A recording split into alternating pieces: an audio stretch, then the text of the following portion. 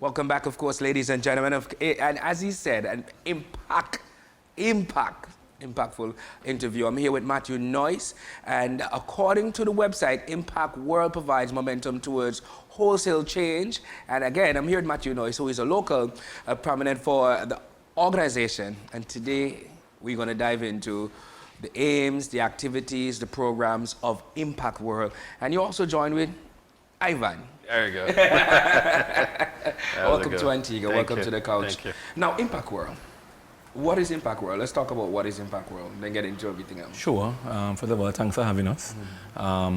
Impact World is a global organization.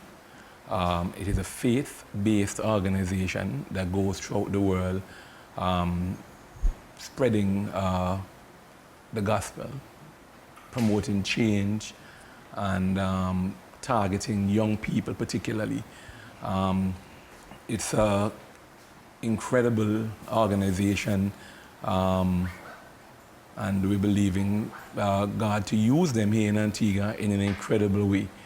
It was founded by Mark Anderson. It's based in Kansas City. They've done 2 campaigns in the Caribbean already, in St. Vincent and Barbados, and it's Antigua's turn to experience impact.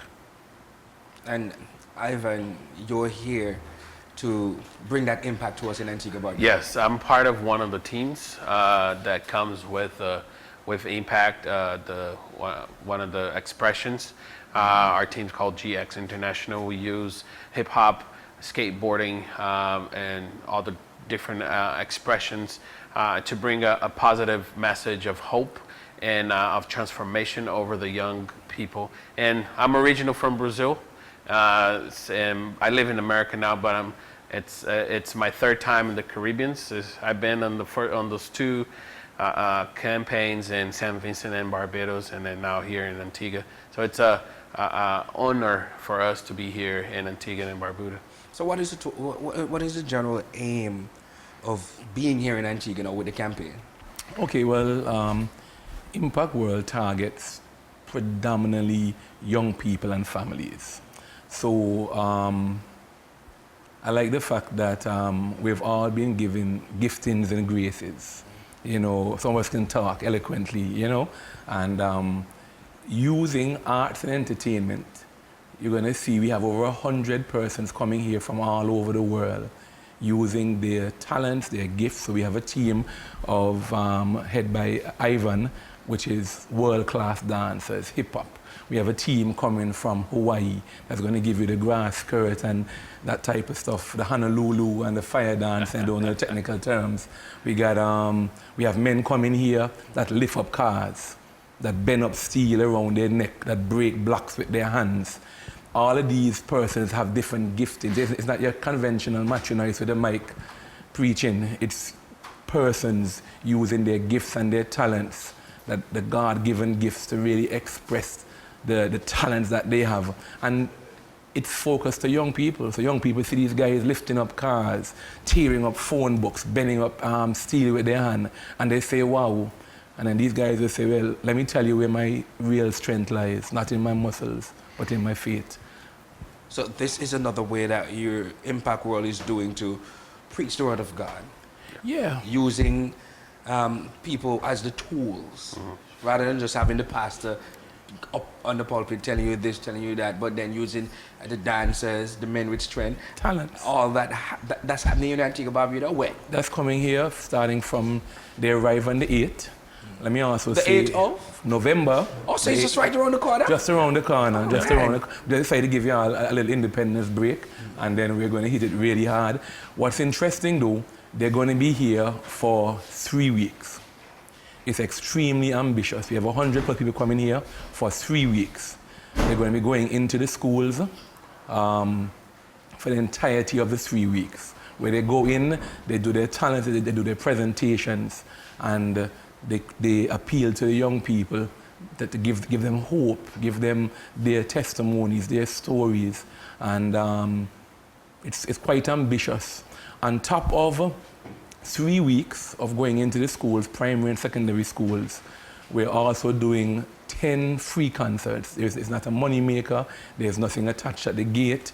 It's free. It's family focused. So we're going to be 2 nights in King George, 2 nights in the Princess Margaret Secondary Field, 2 nights at Bethesda, 2 at Old Road, and the last 2 nights, 23rd, 24th, at the Macpan Village. So this is for the entire month of November? Yes, sir. So you're spending some good time here with us in Antigua? Oh yeah. Our team came a little early because we get together. All of our members is coming from today and tomorrow, and we're gonna train and get ready for the tour. So we're spending this whole week training and getting our craft good ready for the tour, and waiting for all the other teams to come. And what would you say to the people who are saying, oh, okay, you know, you gotta have some folks, man, oh, I mean, themselves study with that. That's how they want to preach the word of God. That's not church or anything like that. What would you say to those folks, man? I would tell them to read their Bible. I would tell them that God, as I see him in the Bible, he uses unorthodox things. I mean, you have a big Goliath on the horizon. I would send for my machine gun. But God says, go down to the brook and get some smooth stones. It's God fights with unorthodox weapons. Jesus needed some money, and he sent them down and said, hey, go and look in the fish mouth. The beauty of serving God, you can't tell God what to use. God said, Moses, you're going to bring down Egypt. God, what am I going to use? A big tank? He says, what do you have in your hand? A little piece of stick. God uses simple things, simple people to change lives. He uses talents. I mean, and it's a different conversation for a different day, but God has given us talents, and from which he's going to require from us to give him an account. What did we do with our talents? And if you can sing, if you can dance, if you can, I'm so sorry, there's a team that we don't have coming, that's bicycle and skateboard. Mm-hmm. And I wish they would have come, because in Utters, where my shop is, all those young people out there ride bicycle, them man weld on the extension. If you see them, you man, and like a speaker, they're so into their bicycles that if I got a stage and I got these guys flipping and doing 360s in the, I guarantee you, I would have every young person in Utters around that. I put you in your 3-piece suit and your little Bible sign up there. Nobody goes stand up. In fact, they turn around the corner.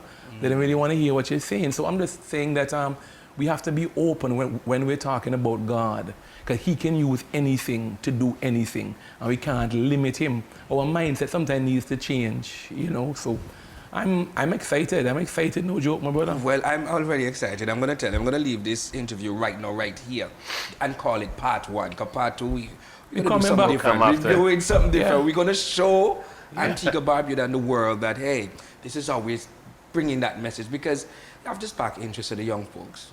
You have to spark the interest. And especially with such a rich culture, with so many talents, so many giftings that Antigua and Barbuda has. So it's, we're calling for a relationship. It's not for this or that. It's just like, come as you are and be as you are. And he's calling you, you young people, to rise up and to be better than you think you are. And I think we put so many little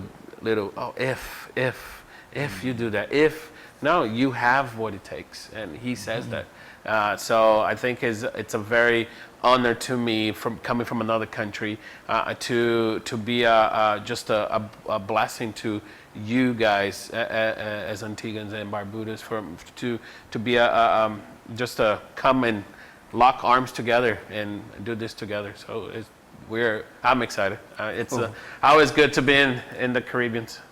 Well, as I said, welcome to my island, and we're going to continue this conversation. Sure. You organize the people so we can show some dance, show some strength, show some energy. We can have them in here lifting up your chair. We can have with Snoop. We can get the cameraman. You're going to get this thing live. We're going to do it live, and then we go out to the schools. But before, nightly, the 2 nights, what are you doing in the different villages, different areas? What time nightly? It's 7 p.m. nightly. 7 p.m. nightly. I think the 12th and the 13th, Princess Margaret School first. The 14th and 15th, King George, I want to say again, is free. You're not looking no money. Yeah, bring your family out. The stories I've heard from Barbados have really, really challenged me, Ibis.